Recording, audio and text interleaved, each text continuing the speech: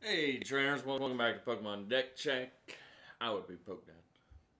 And today we're going to dive into a new Reshiram deck profile. This one built around the turbo engine, okay? It was suggested by one of our viewers, Zeno. We featured it. I just uploaded the gameplay footage of it. I was very skeptical when we were spreading it out, trying to figure out best way to play it.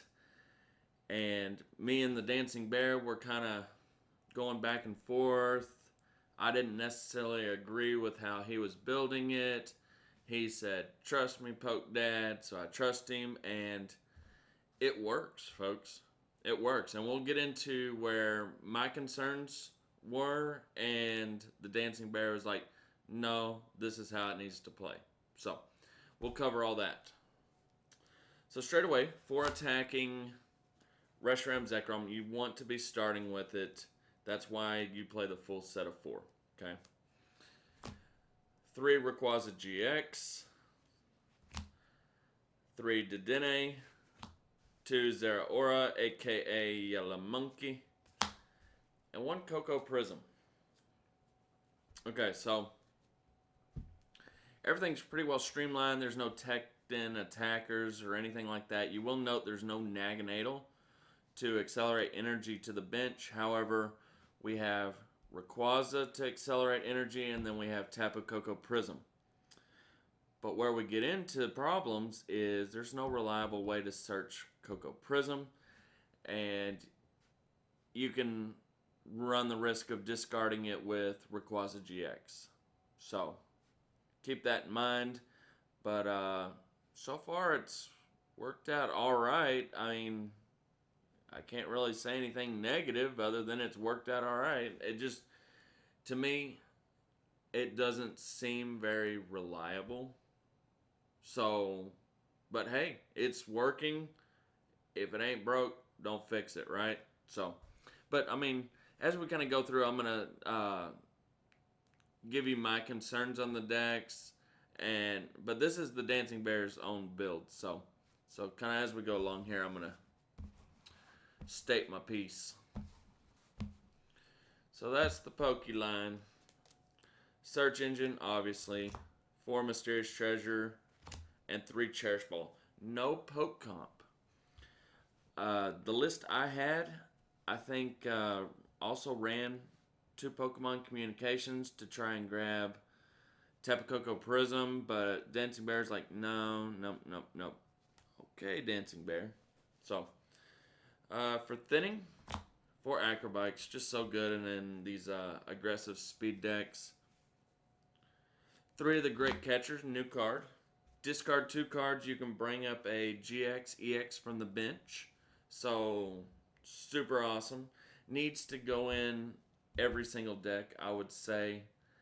I can't think of one deck where they wouldn't benefit from having Great Catcher. So, finally, 3 Energy Switch, 2 Energy Recycle System, and a Pal Pad. So you're going to be accelerating a lot with Rayquaza. You can move that energy with Energy Switch up to your active, plus attach for turn. So you can immediately get a fresh attacker straight into play, hammering away at these big Pokemon.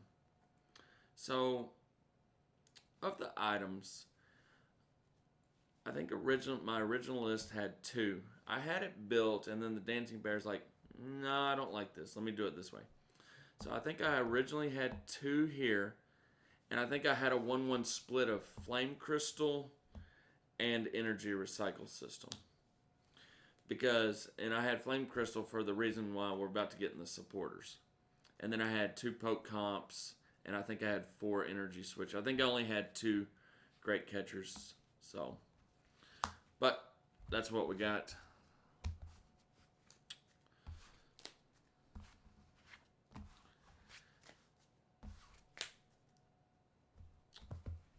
Now, the supporter is where we had the most. He's opted for a heavy set of ends resolution. Okay? We'll get into that. 3 Lily, and only 2 Cindy. So this was completely different how I had it. I had a welder engine. I had a welder engine, and then I had like a 2-2 split, and I think I had 2 of the ends resolution in my original list. But the Dancing Bear says no, we're going to accelerate energy with ends resolution. We're not going to need welder. We're just going to use the ends engine. We're going to up the energy count, and we're just going to use this built-in engine, and then it automatically works with the tag team if you try to do 170 to something on the bench after you play it with only 2 fire and 2 lightning. So, yeah, I mean, it works. I didn't talk about the versatility of Yellow Monkey in the deck because he was able to use the GX attack and accelerate 5, and that pushes him through the rest of the game because what ended up happening is I take a knockout on Yellow Monkey, I go down to 4 prizes. Well, I still have to knock out 3 of these big guys unless I use the Great Catcher to target down like a Dedenne or something. But anywho, getting sidetracked.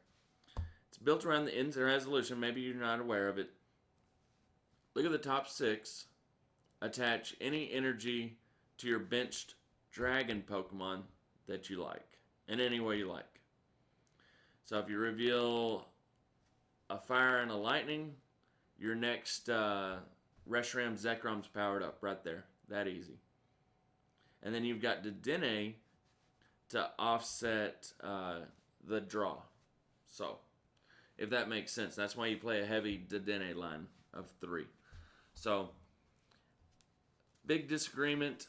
I thought we should run the welder engine. Dancing Bear said no, we'll run the ends resolution engine. And you know what? It's worked. It has worked. So,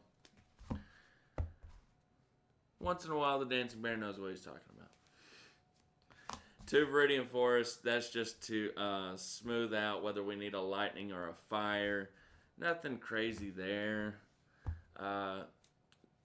Giant furnace and all that, and heat factory is going to be everywhere. So, I mean, you can take advantage of all that stuff.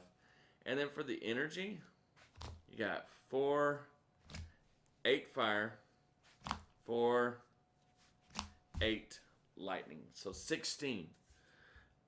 I think we've seen a recipe like this, kind of Rayquaza that ran 7 and 7, but also there was Rayquaza decks that ran 8 and 8. I think Jose Moraro used to run 8 and 8 in his Rayquaza deck, and he saw a lot of success with that. So,